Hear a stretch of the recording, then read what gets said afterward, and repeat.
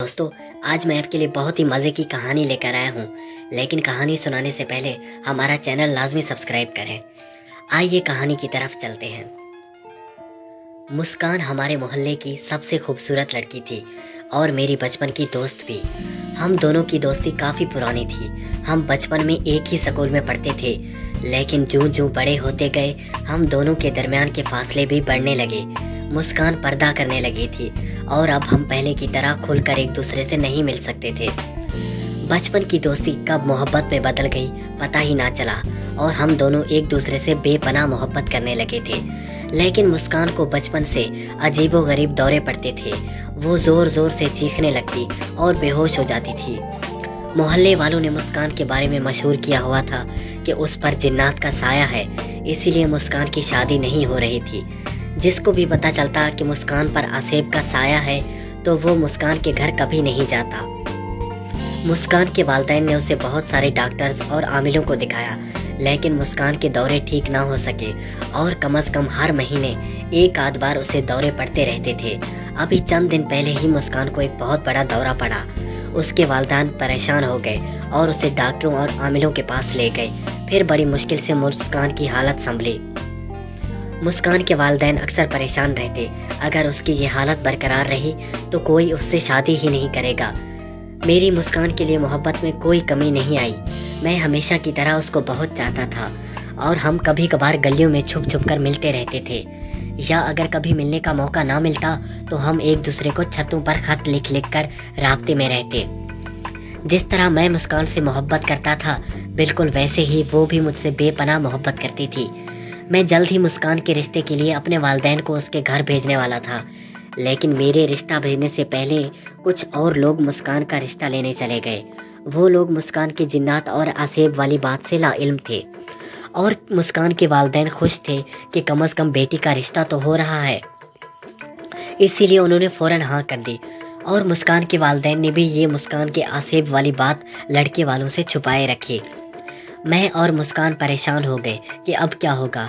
हम दोनों एक दूसरे से मोहब्बत करते थे। मैं मुस्कान को खोना नहीं चाहता था। मुस्कान के वालिदैन ने जल्द ही शादी का फैसला किया और कुछ ही दिन बाद उसकी शादी थी। जो जो मुस्कान की शादी के दिन करीब आते जा रहे थे, मेरी हालत ख़राब होती चली जा रही थी। मुस्कान के घर में शादी की तैयारियां अरूज पर थी और मैं गली से बाहर खड़े होकर मुस्कान को देखता रहता। और फिर वो दिन भी आ गया जब मुस्कान का निकाह था। मेरी हालत ख़राब थी। मुस्कान की शादी का कार्ड मुझे भी मिला था और मैं उसका निकाह अटेंड करने चला गया।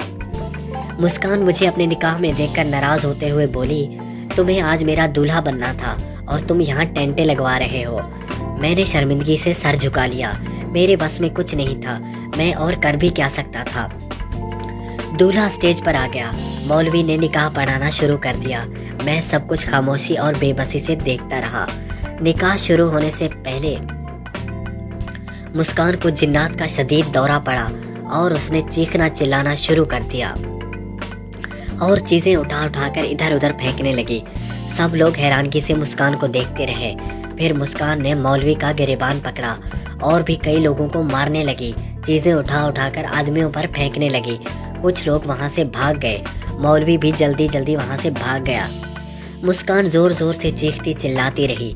लड़के वालों को जब पता चला कि मुस्कान पर जिन्नात का साया है और उसे अक्सर ये दौरे पड़ते रहते हैं, तो वो फ़ौरन वहाँ से चले गए।